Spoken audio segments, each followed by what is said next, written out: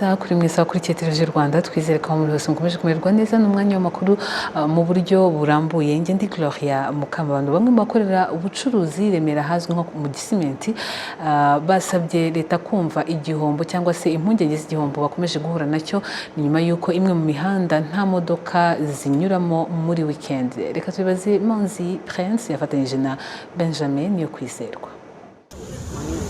Byari ibyishimo ku bakorana n'abatembera mu gace ka Gisimenti Remera ubwo mu ntangiriro z'umwaka ushize 2022 umujyi wa Kigali watangazaga ko imwe mu mihanda yaho Gisimenti iba agace katagendwamo n'imodoka ka free zone bigakorwa mu gihe cy'imera z'icyumweru weekend kugira ngo hahinduke agace k'imyidagaduro. Gusa nyuma y'amezi make urujya n'uruza rw'abantu rwaragabanutse bituma abahacururiza bagwa mu gihombo. Bamwe muri abacuruzi bavuga ko gufunga umuhanda ari byo byabaye intandaro y'ibibazo bafite. Nyuma yo gufunga imihanda bamwe mu bakiriya twarabatakaje. Nabo twari dusanzwe baza hano nukuvuga ngo ntago baza weekend kandi abakiriya twari dufite kandi bagura ibintu bihenze n'abafite imodoka zabo. Rero ntabiragoye ko umuntu yasiga imodoka ye akaza n'amaguru aje kukugurira inzoga hano kandi hari abandi hari imihanda ifunguye bashobora kuzibona biboroheye. Akuntu umuntu bigenda mu mihanda abayigurira doza Gilbez za Konyage mbese utuntu tutarengeje 510 babandi bose bitwa aba VIP nta muntu umwe ukiboneka hano hano. Nigewe nyiraye amazu y'ahangaha y'ubucuruzi ariko kugeza ubu ngubu mfite imbogamizi z'uko abakiriya banjye bose bansezeye yewe naho ubona kirimo ibintu nyiraho yabishyize ku isoko usanga buri muntu yishyizwe amezi atari hasi ya 3 kandi mu by'ukuri koko ukabona nta kundi kuntu wamugenza nawe nta bushobozi afite ntahakura. Nafite ideni ariko kugeza ubu no kwishyura ideni rya banki nawe usanga bigoranye. Numvaga nifuza ko uyu muhanda ufunguwe hano hakongera hakaba muvoma ubucuruzi bwagenda neza. Kuri uyu wa kane Minisitiri w'Ubucuruzi n'Inganda Dr Jean Chrysostome Ngabitsinze yasuye agace ka Gisimenti kugira ngo yumve ibibazo by'abakorera. Barifuza ko weekend bafungura kugira ngo barebe ko byazamuka nko remaze kwivuga ubwo tugiye kongera tubiganireho n'izindi nzego hanyuma mu minsi mike tuzabaha igisubizo. Kuganira n'amakampani yatandukanye ariba muri ibyo ngibyo ndetse harimo n'abaterankunga batandukanye bakongera bakibonamo hano hantu kugira ngo hazamurirwe imbaraga kuko urabona naho hantu hateganyirijwe ubucuruzi butabangamira n'abaturanyi ni ikintu cyiza rero. Minisiteri y'Ubucuruzi n'Inganda yavuze ko ku bufatanye n'umujyi wa Kigali bitarenze iminsi 3 abacuruzi bazamenyeshwa umwanzuro wafashwe ku bibazo bagaragaje. Manzi Prince Rutazibwa, Televiziyo Rwanda.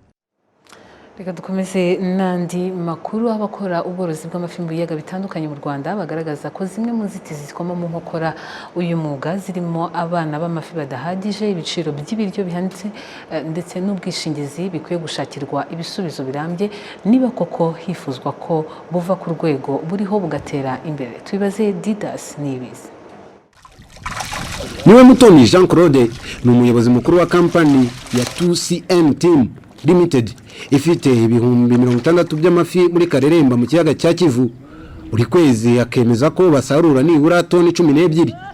Kimwe na bagenzi be bahuriye ku bworozi bw'amafi bagaragaza ko imbogamizi zikiri nyinshi muri ubu bworozi ibituma batagera ku musaruro wifuzwa ndetse n'abagashoyemo imari bagaseta ibirenge. Tugira ibyorezo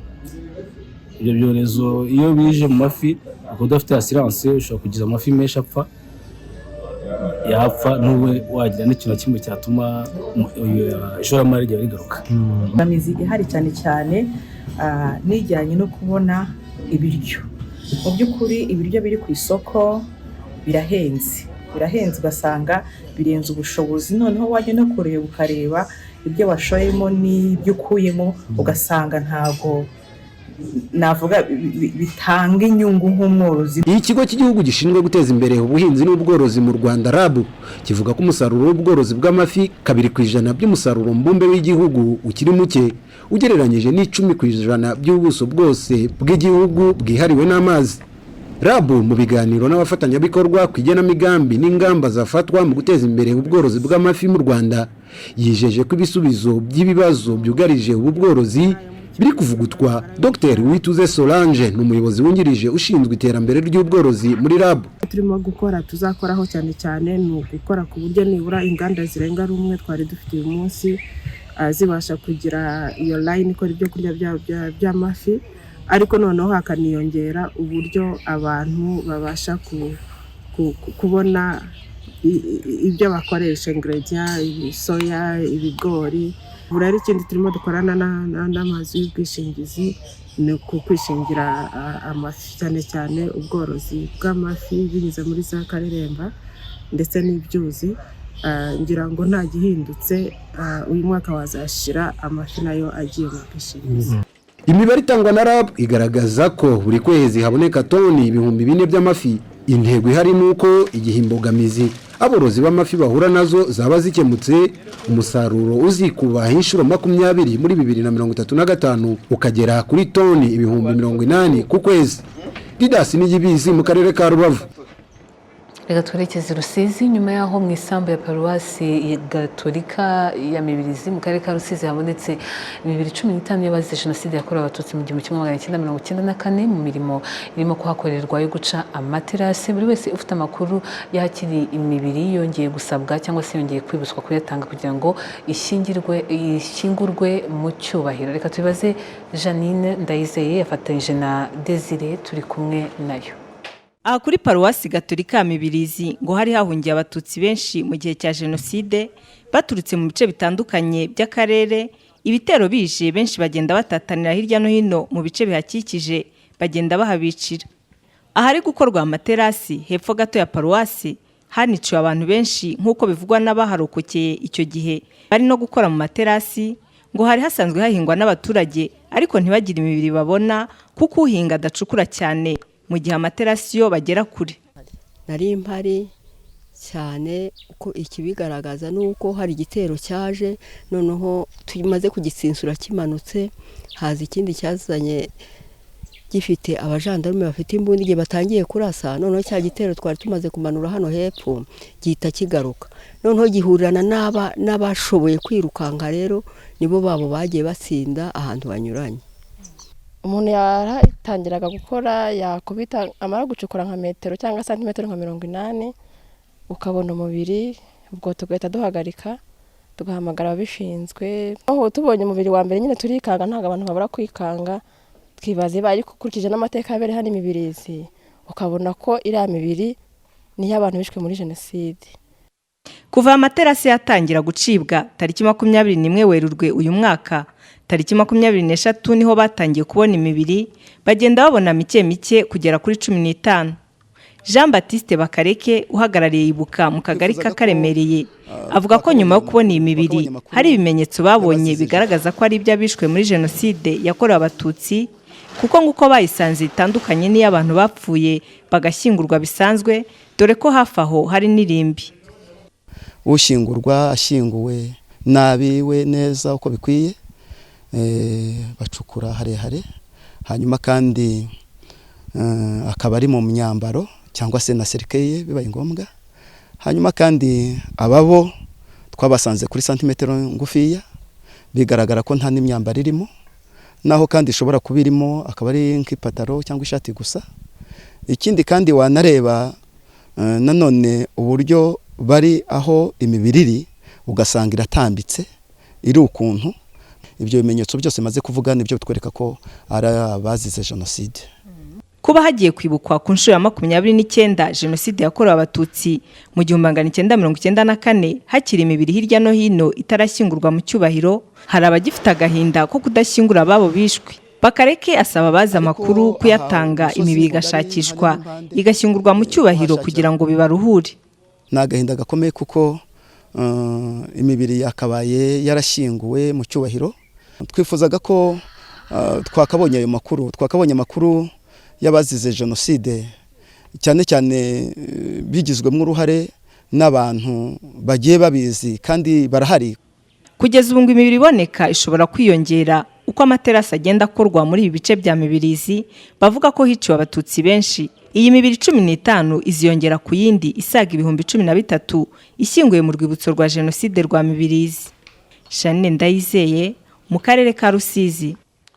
Intara y'Iburasirazuba bayo iratangaza ko imyiteguro yo kwibuka ku nshuro ya 29 jenoside yakorewe abatutsi mu Rwanda ngo bahagaze neza ko iyo myiteguro itangiye, ubu ibikenerwa byose bikaba byaramaze ndetse no guhabwa umurongo. Mu kiganiro Guverineri w'Intara y'Iburasirazuba Emmanuel Gasana yagiranye n'itangazamakuru, yibukije abatuye muri iyi ntara kwibuka ariko kandi batirengagiza n'ibindi bikorwa bibateza imbere n'ibyubaka isano muzi bafitanye. Leta cyane leta yashyizeho gahunda yo kuvuga ngo twibuke twiyubaka, nibyo koko twibuke tugomba kunamira, nibyo koko twiyemeze ko jenoside zizongera kuba ukundi, ariko nanone twibuke twiyubaka dukora izindi gahunda porogaramu zihari zo kurwanya ubukene, zo kunga ubumwe, zo kuyumvamo ubunyarwanda, ndetse no kureba icyerekezo dufitanye tubuhuje kugira ngo u Rwanda ruzaba u Rwanda rwe twifuza. Intara y'Iburasirazuba rero ikaba ibamo inzibutso za jenoside yakorewe abatutsi mu Rwanda zigeze kuri 36. Izi nzibutso rero zikaba ziruhukiyemo imibiri y'abazize jenoside yakorewe abatutsi barenga 300,000, habariwemo rero n'abashyingurwa mu minsi 100 yo kwibuka jenoside yakorewe abatutsi itangira ku itariki 7 Mata. Guverineri Gasana avuga ko imyiteguro yo kwibuka ku nshuro ya 29 jenoside yakorewe abatutsi yatangiye kandi n'ibizakenerwa byose bikaba ngo byarateguwe. Abaye rero mu ntara yacu imyiteguro myinshi irimo gutegura umuganda hirya no hino ku nzibutso, gusura abarokotse aho bari, ibiganiro, icyumweru cyahariwe ubumwe n'ubudaheranwa byagiye bikorwa kugira ngo bitungane. Aho kwibukira harateguwe ibirango, ibimenyetso n'ibikoresho, ndetse na gahunda no gutegura ubutumwa buzatanga icyo cyumweru cyose byagiye bitegurwa.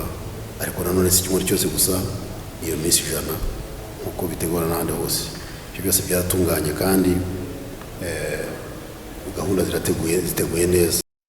Mu yandi makuru, mu mirenge itandukanye y'akarere ka Muhanga, abaturage bavuga ko gahunda yitwa umushinga ku mudugudu izazamura iterambere ryabo, ko ariko bakifuza ko izahabwa ingengo y'imari yaba nibura muri buri kagari. Ni icyifuzo rero bagaragarije mu nama mpuzabikorwa yahuje inzego z'ubuyobozi kuva ku karere kugeza ku mudugudu. Alex Namahoro.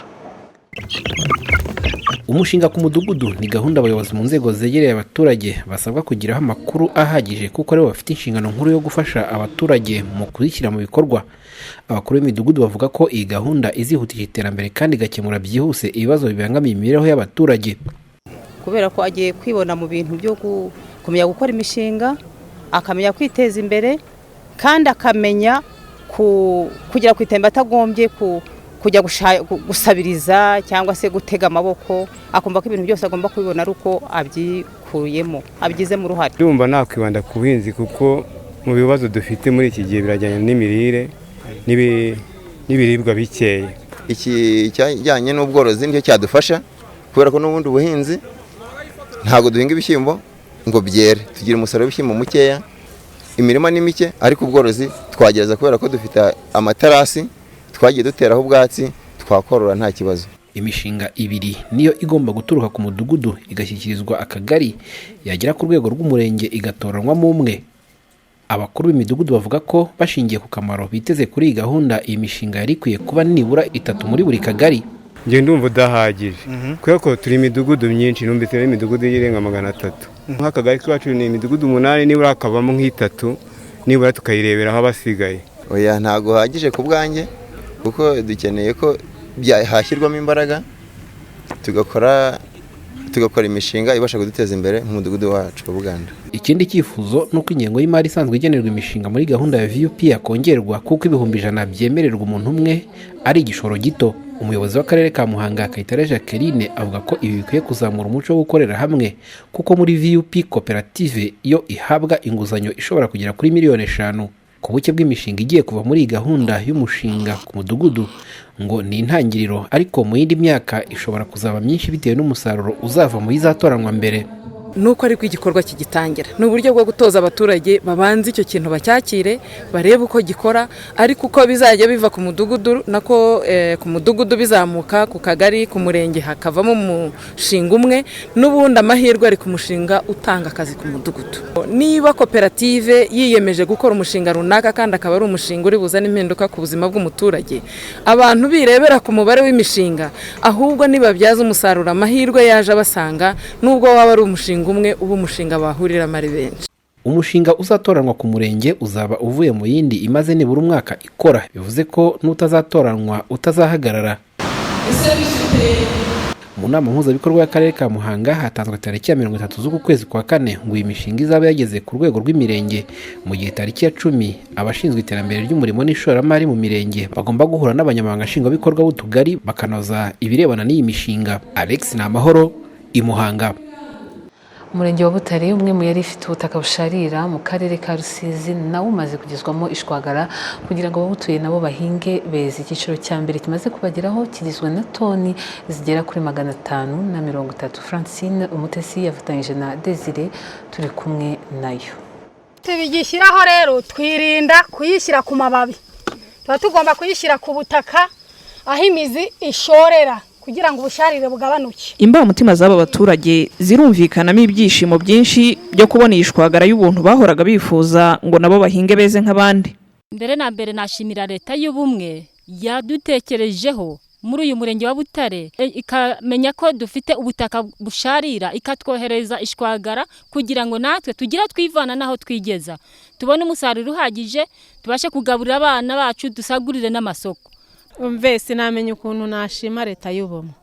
Kagame aragahoraho waduhaye iraswagara tugashyira mu butaka bwacu kugira ngo turwanye buriya busharire. Uyu murenge ufite igice kinini cy'amashyamba ahagenewe guhingwa naho hakaba ubusharire buri hejuru. Nk'ubushakashatsi buherutse gukorwa n'ikigo cy'igihugu cy'ubuhinzi n'ubworozi RAB bwerekanye ko ubutaka bwo muri uyu murenge wa Butare bufite ubusharire buri hagati ya 4.3 na 4.7 ku bipimo byabwo, ni mu gihe ubutaka buri ku rugero rugereranije nibura imibare izamuka ikava kuri 7. Ibi ngo byagize ingaruka ku buhinzi bwaho mu bihe by'ihinga byose. Urabona nkanjye uko ngana kuva navuka ntuye mu uyu murenge wahoranye ubusharire cyane.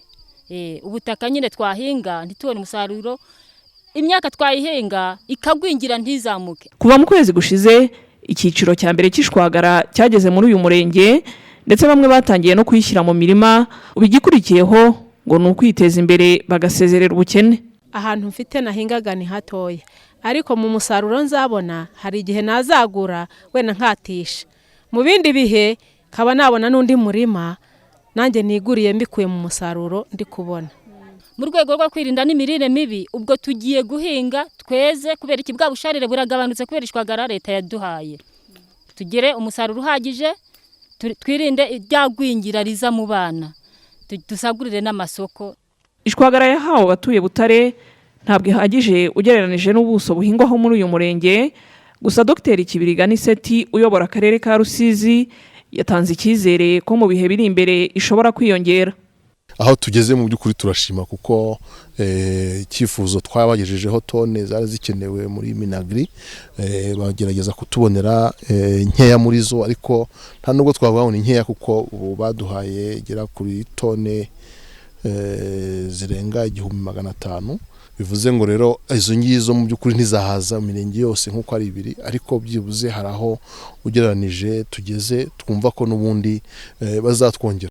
Umurenge wa Butare wose uri ku buso bwa kilometero kare 203, ariko ubuhingwa ni kilometero kare 83, ahandi hose ni amashyamba.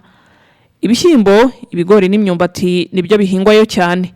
Mbere yo gukoresha ishwagara, aho Butare nibura kuri se zimwe yihinga bezaga tone 2.1 kuri hegitari z'ibigori, tone 3.5 kuri hegitari z'ibishyimbo, na tone hagati ya 7 n'8 z'imyumbati kuri hegitari. Nyuma yo gukoresha ishwagara, biteze ko uyu musaruro uzikuba inshuro zirenze 2. Francine Umutesi mu karere ka Rusizi. Mu kwezi kwa 7 abaturage bari mu byiciro bifashwa baratangira guherekezwa mu rugendo rwo kwivana mu bukene. N'urugendo ruzajya rumara imyaka 2 igashira rero bafite ubushobozi bwo kwikorera buri kintu cyose bakorerwaga, hanyuma ubufasha bahabwaga bugahabwa abandi. Bizagenda bitereka tubikurikire neza mu nkuru ya Theogene Twibanire. Umva ibitekerezo bya bamwe mu baturage kuri gahunda zitandukanye zibafasha, harimo na VUP. Yaba batashoboraga kubona umwambaro akawubona, batashobora kubona mituweli akayibona, ndetse n'itungo akaba yaribwa. Ariko nta yundi mushinga bafite, no se ko nta uhembwa amafaranga hano ku muhanda nibura ngo aguremwe intuzinka cyangwa aguremwe ingurube, cyakora n'umwenda babona n'umunyu. Inkunga leta itanga kereka nka kuriya bagiye batanga amabati hohe byarabikibamariye, ariko hari nabo bayahaye nabo bananiwe no gukinga amazu. leta nayo hari aho yabonye ko gahunda zinyuranye zo gufasha abatishoboye zitari gutanga umusaruro ku muvuduko wifuzwa. Ikigo gishinzwe guteza imbere ibikorwa by'iterambere mu nzego z'ibanze RODA ari nacyo kireberera abatishoboye cyavuze ko uburyo bwo kubafasha bugiye guhinduka hagamijwe kubafasha kwifasha nk'uko bisobanurwa na Madamu Mukarwego Umuhoza Immaculée ushinzwe abatishoboye muri iki kigo. Ubwo yageze mu rugo amafaranga yabonye akakoresha ibindi bya bikorwa tugendana nawe tubikurikirana tumusura mu rugo rwe. Abajyanama b'imibereho myiza n'iterambere baraturanye, bamutwara sibo baraturanye, ariko n'ayo makuru ya buri munsi y'urugo kuko tuzaba dufite aho twahereye nawe muri ya mihigo yasinye, dufite aho twahereye na ya mpinduka tuyikurikirana buri mezi 6 tumenye ngo niki cyahindutse muri rwa rugo. Hari ibipimo rero byagenwe tuzajya tureberaho kugira ngo tureke ko ya mpinduka irimo. Bishobora kuba mu mwaka, bishobora kuba mu myaka 2. Iyi gahunda yo kurandura ubukene mu buryo burambye izabanza itangirizwe mu mirenge 5 ikennye kurusha indi mu gihugu, ariyo uwa Butare muri Rusizi, uwa Cyabakamyi muri Nyanza, Murama muri Kayonza, Shingiro muri Musanze na Gikomero muri Gasabo. Hakazashyirwa imbaraga zidasanzwe. Abatuye mu murenge wa Butare muri Rusizi bagize icyo babivugaho. Ibyo bintu ni byiza nyine kuba byagera kuri buri muntu, umuturage wese akibonamo muri leta, umuturage wese akaboneka ko nawe leta ari ikimufashije, kuko iyo mu bihariye abantu bamwe abandi bagapfira murumva harimo ikibazo nyine. Tunagenekereza bishobora gukunda ariko biragoye, kuko wowe ndo guzengura bikamuhira we bizashoboka, cyangwa se ujye wayakoresheje ikindi kintu runaka bikamura bizakunda, ariko ntago ariko bose bizagera ntago ariko bose bizakemuka 100%. RODA yavuze ko inzego zose zaba za leta, izigenga n'umuturage ubwe bazaba basabwa gushyira hamwe ngo iyi gahunda igerweho, ndetse umuturage ubwe akazajya asinya umuhigo wo kwivana mu bukene, akazabikora azi neza ko atazongera gufashwa. Inzego z'ibanze zivuga ko bamwe bari bagifite imyumvire ko bizagumaho, ariko nka Meya wa Rusizi Dr Kibigani Seti yavuze ko bazaba babugufi iyi gahunda ikagenda neza. Ubona ko abaturage batari tayari kumva ko yava mu bwo bukene nawe yagira ibyo akora mu by'ukuri, kuko azi ko yankunga izahoraho. Ni nko kwa kundi gutekereza ngo ejo bazampereza, ariko iyo uzi ngo ibi bintu bampaye uyu munsi ejo sinzabona umpereza, umenya uburyo bikoresha neza. Icyambere no kumwegera n'izi nkunga zigenda zibageraho mu by'ukuri, ukabigisha uburyo bagomba kuzikoresha. Leta yihaye intego yo kurandura ubukene bukabije kugera ku kigero cya 1% mu mwaka wa 2024 nk'uko bikubiye muri NST1. Theogene Twibanire, i Rusizi. No mu ntara y'Amajyepfo hari urubyiruko rwo mu nkambi z'impunzi za Mugombwa ndetse na Kigeme n'urundi rubyiruko ruturiye izi nkambi, bakaba bishimiye ko bahawe ibikoresho kuri uyu wa kane bigiye kubafasha mu guhanga umurimo. Reka tubibaze Alain Banze ari mu karere ka Gisagara. Shukuru Ndagijimana aturutse mu nkambi y'impunzi z'abanyekongo ya Mugombwa mu karere ka Gisagara, numwe mu bahawe ibikoresho n'umushinga GIZ ifatanyamo na Rwari binyuze muri gahunda yo gufasha impunzi n'abene gihugu baturiye inkambi kwiteza imbere no kugira uruhare mu bukungu bw'aho rutuye Ecoref. Shukuru yahawe imashini imesa, we na Muhungire Philomene wahawe imashini doda. Baravuga ko ibikoresho bahawe bigiye kubafasha kwiteza imbere, ndetse ngo n'iterambere ry'aho batuye bizabafasha kurigiramo uruhare. Ibikoresho byakira neza kurwa n'ubundi nasanzwe gukora akazi nkako gukoresha igikoresho bampaye, nuvango hari ibikoresho byaburaga cyazende rwa muterambere ryanjye, hari byinshi bigiye kumfasha no kongera abakozi bimfasha ko nteza imbere mu byo nari nsanzwe nkora, n'urundi rubyiruko muri rusange nduhereza akazi bibasha kudufasha twese muri rusange. Imashini iyo wayikoresheje neza ubona abakozi cyane baduhaye nk'ipasi, sinajya ndoda ngo nere n'ipasi, aho duturanye tuzajya tubaha akazi. Umuyobozi w'akarere ka Gisagara Jerome Rutaburingoga avuga ko iyi nkunga y'ibikoresho igiye kongera umubare w'abihangira umurimo by'umwihariko urubyiruko. Turashimira urubyiruko kuba urubyiruko rungana gutya ruri mu myuga, ruri mu bucuruzi, rwahawe ibikoresho bitandukanye, ari by'amasaro de coiffure, ari ibyo bya business amafirigo twabonye azabafasha mu byo basanzwe bakora, ari byo bwubatsi n'ibindi bitandukanye, kuko bazongera imisoro, bazatanga akazi, bazaha agaciro ibyera mu karere. Ibi byose ni inyungu ku karere ka Gisagara n'iterambere ry'ejo hazaza. Ibikoresho byo kubaka, kogosha, kumesa, kudoda, firigo n'ibindi nibyo byatanzwe ku rubyiruko rw'impunzi z'abanyekongo n'abenegihugu 160 bifite agaciro k'amafaranga y'u Rwanda asaga miliyoni 53. Alain Banze mu karere ka Gisagara. Abarokotse jenoside yakorewe abatutsi bo mu karere ka Gatsibo bo barashimira leta y'u Rwanda yakoze ibishoboka byose ikabashakira amacumbi yo guturamo nyuma y'ubuzima bugoye banyuzemo mu gihe cya jenoside ndetse na nyuma yaho burimo ndetse no kutagira aho gukinga umusaya. Ubuyobozi bw'aka karere ka Gatsibo buvuga ko icyiciro gikurikiyeho ari cyo gusanira abo bigaragara ko inzu zabo zubatswe kera kandi ngo gahunda ni ukuzubaka mu buryo bujyanye n'icyerekezo. Reka tubibaze Valence niyo nkuru. Rutabana Alphonse atuye mu kagari ka Kibaye mu murenge wa Mugombwa. Jenoside yakorewe abatutsi ba yari afite imyaka 21. Avuga ko avuye mu gihugu cy'i Burundi aho yari yarahungiye yasanze abo mu muryango we bose barishwe, ibintu byamuhungabanyije bikomeye. Gusa nyuma yo kugenda ahabwa inyigisho no kwegerwa n'inzego zitandukanye yanze guheranwa n'amateka, ashaka umugore ndetse anatangira gushaka icyo gukora ahereye ku gucuruza urwagwa. Kubera nyine nkuko nabikubwiye inama zabaga badushishikariza gukora, nabaye mu ba mbere nanjye mu bantu batangira gukora. Nibwo nashinze akabari k'urwagwa nkuko nabibabwiye mbere. Mpima urwagwa nta kindi rwasabaga cy'igishoro. Iyo wabonaga amafaranga yo kugura ipipa abaturage barengaga bakagukopa ugacuruza, zashiruka bishyura ukikuriraho makeya yawe. Byasabaga ubunyangamugayo muri make. Igishoro cyo ntabwo cyabaga ari kirekire, ariko byaje kugeraho nkora nyine n'akazi ka leta. Ubwo nari umwamamaza muhinzi nabwo bakajya bampemba 8,400 nkuko nabibabwiye mbere. Ubwo ayo mafaranga sinayapfushaga gusa, yose nagiye nyanyegeranya. Nibwo naje gushaka umudamu, turabana turafatanya iby'akazi nza kubireka nkomeza kwikorera.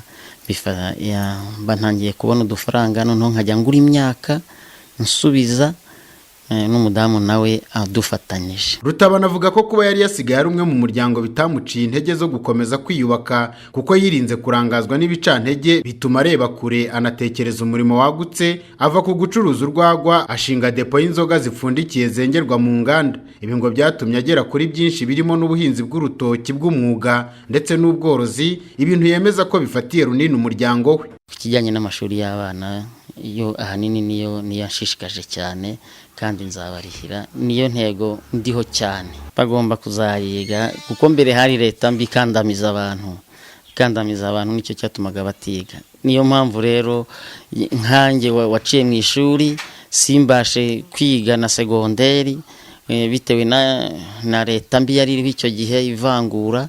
Abana banjye bagomba kuziga kandi bakiga mu mashuri meza. Kuri ubu Rutabana Alphonse ngabanye neza n'abamuhemukiye, gusa ngababazwa no kuba nta uramubwira habe bishwe bashyizwe ngo bashyingurwe mu cyubahiro, kuko ari bimwe mu bifasha barokotse mu komora ibikomere basigiwe na jenoside. Kuba ufite umuryango, ufite ababyeyi, ukagira gutya ukabona jenoside irabaye barabishe, ntuzi naho babishe. Kugeza n'ubu ngubu ntabwo ngenza aho ababyeyi banjye baguye, nabo twavaga indimwe bavandimwe. Nta umuntu wigeze abimbwira, ntageze yirega ngo yemere icyaha. Nkorana nabivuga buri gihe iyo turi mu biganiro, avuga nti rwose nanjye niba haruzi aho abanjye baguye hazahavuga nta kibazo, tukabajyana abandi bari. Ariko nta urabivuga, ariko buriya yenda igihe kizagera bazabivuga. Ariko mu bisanzwe tubanye neza, nta kibazo twariyunze. Rutabana Alphonse kuri ubu afite abana 7, harimo 2 barangije kaminuza. Afite depo y'inzoga n'imyaka, akaba umuhinzi w'urutoki w'umwuga. Afite imodoka yo mu bwoko bwa Fuso na moto ndetse n'inzu akoreramo ubucuruzi muri santere ya Kabuga ngo niye yiyubakiye. Jean Pierre Ndagijimana mu karere ka Gisagara. Reka tubashimire mwese twabanye muri aya makuru. 2:00 zuzuye ntujye kure, turakugeza andi makuru mu buryo burambuye hamwe na ekipe yose yamfashe kugeza aya makuru. Reka tubashimire kandi Imana ibarinde.